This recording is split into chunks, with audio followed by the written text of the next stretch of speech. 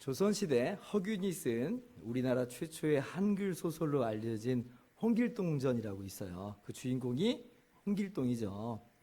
근데 여러분도 아시다시피 홍길동의 이 출신 성분은 서자였습니다. 아버지는 지체 높으신 양반인 홍판서 대감이에요. 그런데 어머니가 노비였죠.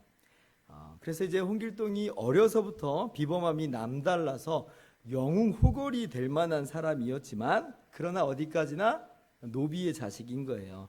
당시 신분 계급 사회 속에서 과거 시험도 볼 수 없었고 벼슬의 오르길도 막혔고 더 분통 터지는 것은 아버지를 아버지라 부르지 못하고 형을 형이라 부를 수조차 없었다는 거예요.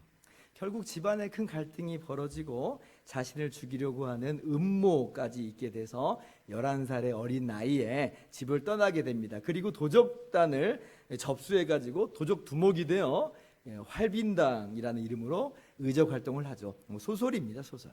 그런데 오늘 말씀에 등장하는 입다라는 인물이 그 홍길동하고 비슷한 양력을 가지고 있어요. 입다 역시 비범한 인물이었던 것 같아요. 그러나 입다도요, 정실 부인의 이 자식이 아니고 기생의 아들이었기 때문에 가정 내에서 입지가 매우 열악했죠. 급기야는 본처의 자식들이 입다를 내쫓습니다. 2절 말씀 한번 같이 읽어봅니다. 시작. 길르앗의 아내도 그의 아들을 낳았더라. 그 아내의 아들들이 자라매 입다를 쫓아내며 그에게 이르되 너는 다른 여인의 자식이니 우리 아버지의 집에서 기업을 잊지 못하리라. 그래서 입다가요, 자기 배다른 형제들을 피해서 고국을 등져요. 고국 땅을 떠나서 외국으로 돕당으로 피신을 하게 됩니다. 단순히 형제들의 핍박이 집요해서 고국을 등졌겠는가? 물론 그런 것도 있겠지만 아마 이런 마음도 있었을 것 같아요. 이 더러운 세상, 그래 잘 먹고 잘 살아라, 참 더럽네 하면서 아마 이제 자신의 과거나 자신의 출생을 이제 지워버리고자 하는 심정으로라도 이방 땅으로 들어갔던 것 같아요. 그리고 그곳에서 이 조직의 두목이 됩니다. 그런 거 보면 입다가 아주 그냥 재주가 비범했던 것 같아요. 그래서 입다의 명성이 고국에까지 들릴 정도로. 나중에 그래서 길르앗 장로들이 입다를 찾아간 걸 보면 입다가 제법 성공했구나 하는 것을 우리가 알 수 있잖아요. 이것이 입다가 가지고 있었던 가정사예요. 지금은 어느덧 성공한 그런 인생을 살아가고 있는 것처럼 보이지만 사실은 그 내면에서부터 큰 상처를 가지고 있는 한 인물이었던 것이죠. 자, 그런데 그런 입다의 가정사와는 별개로 이스라엘은 큰 공경을 당합니다. 암몬 족속에 의해서 18년 동안 압제당하게 된 거예요.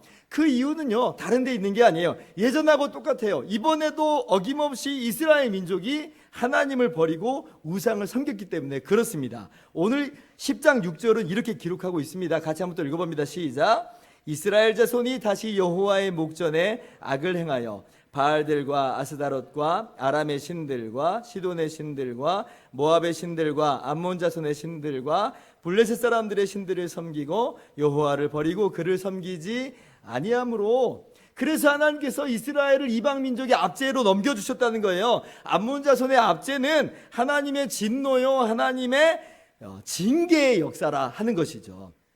그런데 이 6절 말씀을 찬찬히 들여다보면 정말 기가 막혀요. 전에 이스라엘이 타락했을 때는 그냥 가나안 민족의 신들이었던 이 바알과 아스다롯만 섬겼습니다. 그런데 6절 한번 보세요. 우상들의 종합 세트가 나왔어요. 7종 세트예요. 7종 세트. 이 시대에 이르러서는요, 가나안의 신들만 섬기는 게 아니라 그 주변 나라들의 신들까지 다 수입해다가 섬기고 있는 거예요. 도대체 하나님의 나라의 백성의 정체성은 어디 있는지 찾아볼 수가 없어요. 주변 나라들하고 전혀 차이가 없는 그러한 모습을 우리는 이 이스라엘 모습 속에서 발견하게 되는 거예요. 게다가 더 가관인 건 이 신들의 리스트를 한번 보세요. 어떤 신들이냐면 대체로 이스라엘을 전에 압제해왔던 그런 나라의, 그런 민족의 신들이에요. 아니 그들에 의해서 얼마나 고통을 당했어요. 그런데 하나님의 은혜로 사사들을 통해서 구원받았었잖아요. 그러면 이 신들이라고 한다면 정말 치를 떨면서 미워해야 되는데 그러지 않고 도리어 그들의 신들을 수입해다가 섬긴다는 거예요. 얼마나 어이가 없는 상황이에요. 그리고 도리어 자신들을 애굽에서 구원해내시고 가나안 땅을 기업으로 허락하시고 그리고 지금까지 항상 구원해 주신 하나님을 버렸으니 지금 이스라엘은 입이 10개라도 할 말이 아무것도 없어요. 하나님께 무슨 변명을 할 수 있겠어요. 그래서 지금 다시금 암몬 자손에 의해서 압제를 당하고 있는 것인데 근데 너무 또 힘드니까 다시 한번 하나님께 돌아와서 부르짖는 것을 봅니다. 15절 말씀 같이 한번 또 읽습니다. 시작. 이스라엘 자손이 여호와께 여쭈되 우리가 범죄하였사오니 주께서 보시기에 좋을 대로 우리에게 행하시려니와 오직 주께 구하옵나니 오늘 우리를 건져내옵소서. 벼룩도 낯짝이 있지 무슨 염치가 있겠어요. 근데 너무 힘드니까 하나님께 살려달라고 다시 한번 나와요. 근데 하나님께서 그냥 내버려 두셔도 하나님께서 우리를 버리신다고 해도 사실 우리는 정말 아무런 할 말이 없다는 거예요. 우리가 무슨 청구서 들이밀듯이 따지듯이 하나님께 요구할 수 없는 처지인 것을 너무나 잘 알아요. 그저 기도할 뿐이에요. 그저 은혜만을 구하고 그저 하나님의 긍휼하심만을 구할 따름이에요. 그리고 이스라엘 사람들이 돕당에 사람을 보내서 입다를 부르는 겁니다. 암몬 자손과의 전쟁이 곧 있게 될 텐데 우리를 이끌어 달라는 거예요. 그러니까 놀랍게도 입다가 그 요청을 수락해서 고향 땅으로 돌아와요. 9절 말씀 보면 입다가 길르앗 장로들에게 이르되 너희가 나를 데리고 고향으로 돌아가서 암몬 자손과 싸우게 할 때에 만일 여호와께서 그들을 내게 넘겨주시면 내가 과연 너희의 머리가 되겠느냐 하니 10절 같이요. 길르앗 장로들이 입다에게 이르되 여호와께서 우리 사이에 증인이시니 당신의 말대로 우리가 그렇게 행하리이다.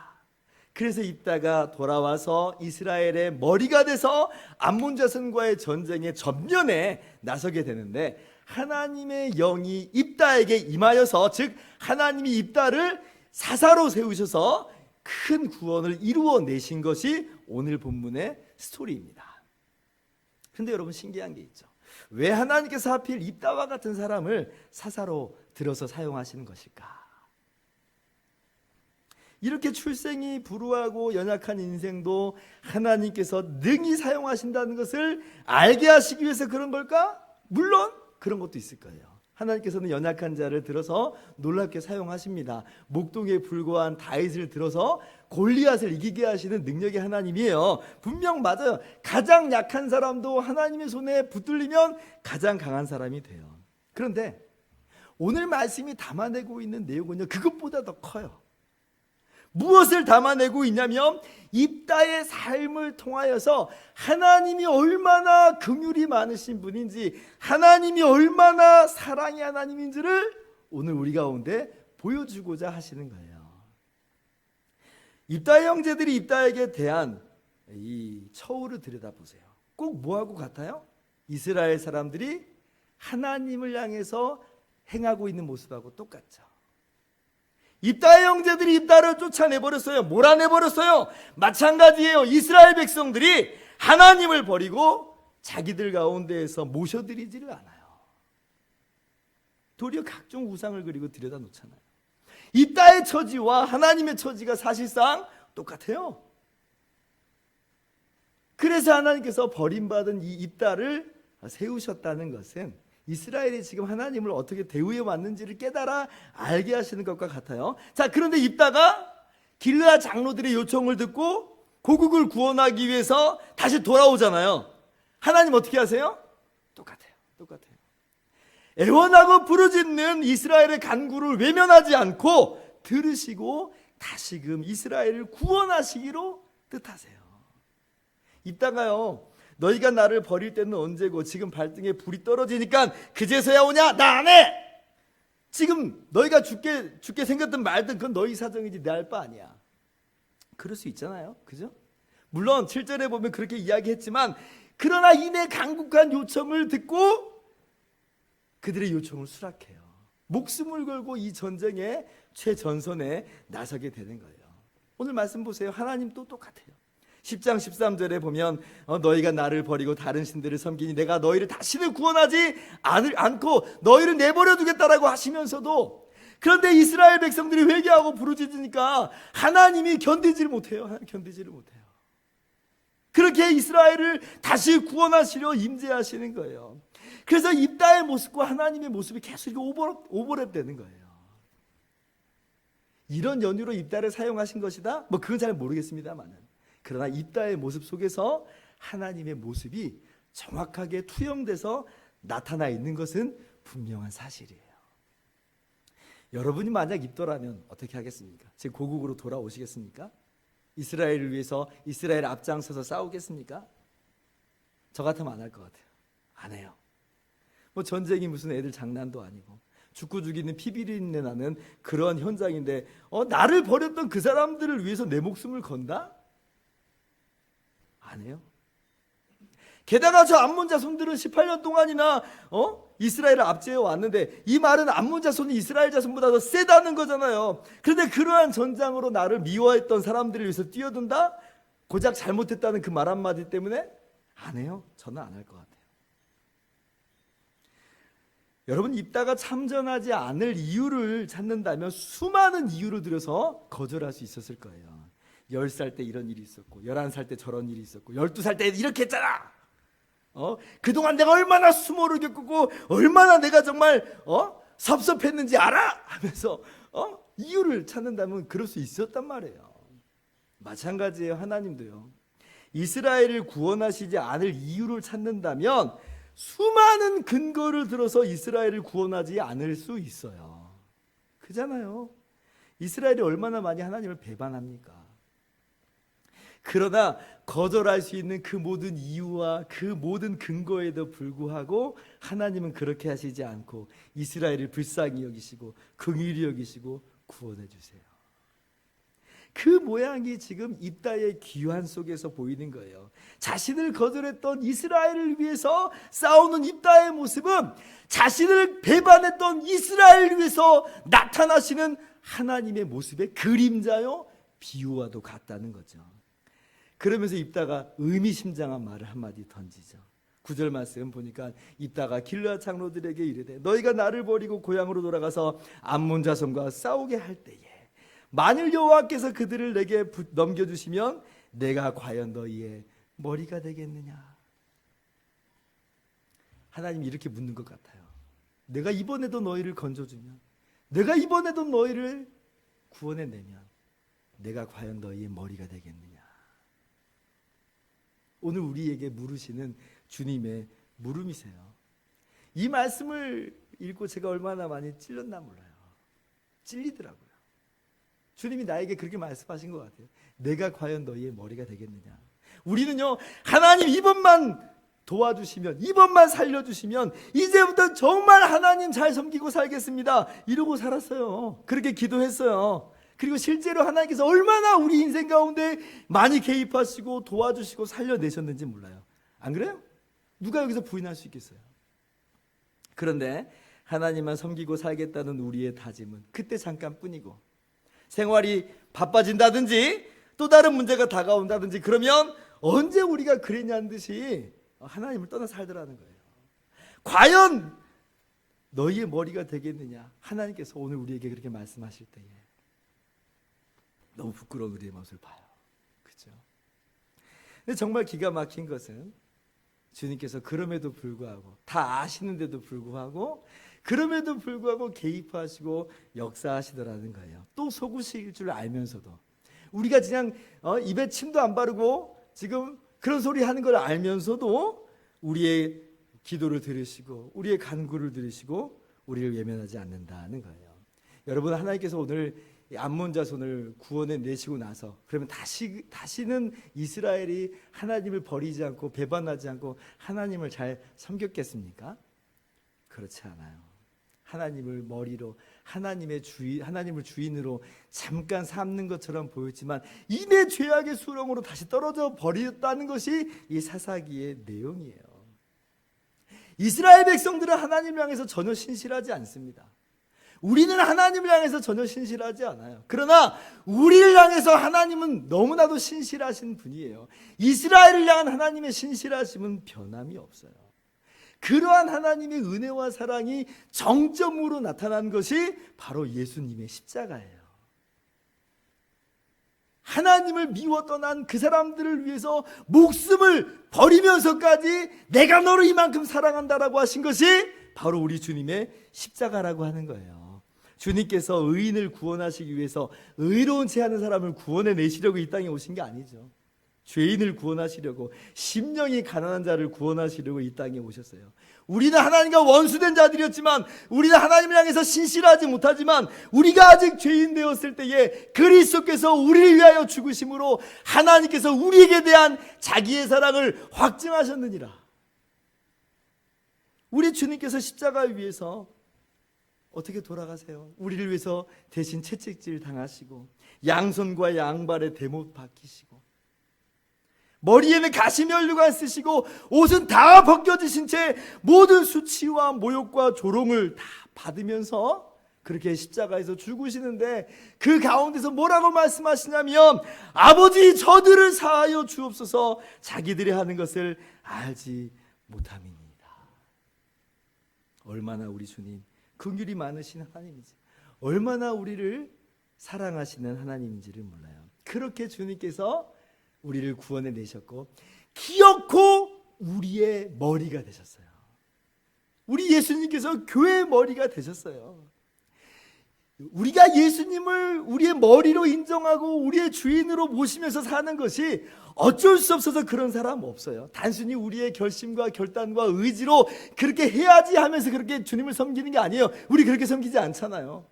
주님의 이 놀라운 사랑과 은혜가 우리 마음을 강권하니까, 이 놀라운 은혜와 사랑 때문에 주님 감복해하면서 감탄해하면서 주님 사랑합니다, 정말 예수님만이 나의 주인이십니다 라고 우리 그렇게 고백하잖아요. 다른 사람이 시키지 않아도 우리 마음속에서, 물론 우리 연약함이 있지만 우리 마음에서부터 솟아나오는 고백은, 주님 정말 예수님이 나의 머리가 되십니다, 예수님이 나의 주인 되십니다 라고 하는 그런 우리의 고백인 거죠. 주님이 거기까지 우리를 이끌고 가시는 거예요. 오늘 입다의 모습을 통해서 입다 개인의 어떤 출중한 모습만을 보지 마시고 정말 위대하신 우리 하나님의 긍휼과 사랑을 바라보시길 소망합니다. 주님의 은혜가 얼마나 놀라운지를 여러분 깨달아 알기를 바랍니다. 다시 한번 그 은혜를 깨달음으로 말미암아 오늘 우리가 그렇게 고백했으면 좋겠어요. 주님 사랑합니다, 주님 정말 나의 머리가 되십니다. 그렇게 고백할 수 있는 저와 여러분 모두 되기를 주님의 이름으로 축원합니다. 자, 그렇다면 이러한 주님의 긍휼과 사랑을 깨닫게 되었을 때에 우리 삶 가운데서 나타나야 되는 삶의 모습은 무엇일까요? 몇 가지만 적용해 봅니다. 첫째로, 염치불구하고 하나님께 나아가기를 주저하지 말자 하는 거예요. 우리는 우리 자신이 어느 정도 갖춰진 다음에서야 다른 사람들에게 도움을 구한다든지 다른 사람들의 도움을 요청한다든지 그래요. 이걸 염치라고 해요. 사람과의 관계 속에서는 반드시 필요한 모습이에요. 그러나 하나님께는 우리가 그렇게 나아가는 거 아니에요.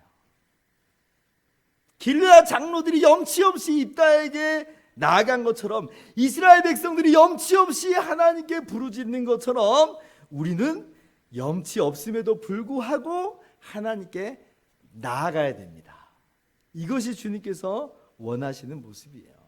이게 무슨 부끄러움도 모른 채 뻔뻔하게 주님 앞에 나아가자는 얘기가 아니라, 자복하고 회개하면서 하나님께 나아가되 우리 자신이 뭔가 굽이 되어야지만 하나님께서 나를 받아주신다고 하는 생각은 버리라는 거예요.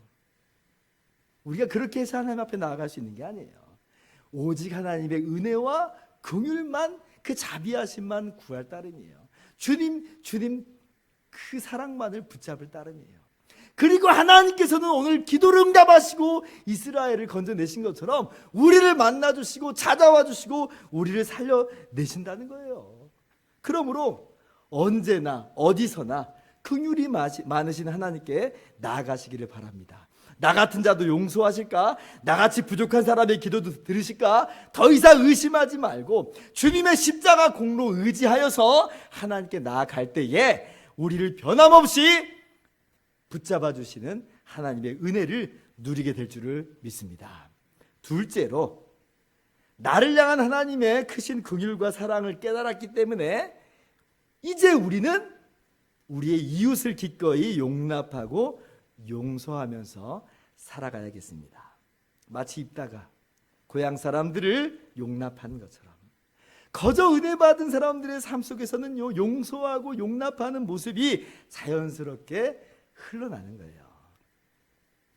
종교개혁자 칼빈이 로마 카톨릭의 박해를 피해서 프랑스에서 탈출했을 때 마침 스위스 제네바에서 칼빈을 목회자로 초청을 합니다. 칼빈이 처음에는 가려고 하지 않아요. 칼빈이 그냥 학문에만 전념하고 싶어 했어요. 그래서 가고 싶지 않았지만 강권된 요청을 통해서 제네바로 갑니다. 하나님의 인도하심으로 알고 정말 제네바에서 열심히 이제 사역을 하는 거예요. 그런데 그런 칼빈에게 돌아온 것은요, 추방명령이에요. 추방명령. 칼빈이 이 말씀에 입각해서 정말 열심히 개혁을 하니까 오히려 제네바 사람들이 못 견디는 거예요. 칼빈이 너무 깐깐하게 여겨지는 거예요. 그러니까 칼빈을 내쫓아 버려요. 우리는 칼빈이 그냥 성공 가도만 달렸을 거라고 생각을 하는데 전혀 그렇지 않습니다. 거절당하는 거예요. 말도 안 되는 구실을 붙여서 칼빈을 쫓아내요. 그런데 3년이 지난 어느 날 이 제네바 사람들이 다시 칼빈을 초청을 해요. 왜냐하면 도시가 이 혼란에 빠졌거든요. 교회가 혼란에 빠졌거든요. 로마 카톨릭이 계속 또 이 제네바 사람들을 유혹을 해요. 그래서 칼빈을 다시 부르는데, 아니 쫓아낼 때는 언제고 다시 초청하는 것도 뭐예요? 그래서 칼빈이 또 안 가려고 해요. 왜? 지금 머물고 있는 그 도시에서 너무 잘 지내고 있었어요. 결혼도 하고. 반면에 제네바는 쉽지 않은 도시예요. 거절에 쓴 상처도 있잖아요. 다시 또 갔다가 이 사람들이 언제 돌변해가지고 나를 쫓아낼지 모르는 그런 마음도 있지 않았겠어요? 그런데 칼빈이 자신을 쫓아냈던 그 도시로, 제네바로 또 갑니다. 또 가요. 오직 하나, 하나님의 나라를 위해서, 하나님의 영광을 위해서. 그 간곡한 초청에 이렇게 대답해요. 주님께 나의 심장을 드리나이다. 그래서 제네바로 가고 평생 거기서 목회하면서 사역을 감당합니다.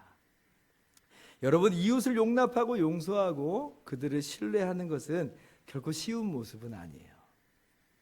그러나 우리가 주님께 받은 게 그거예요.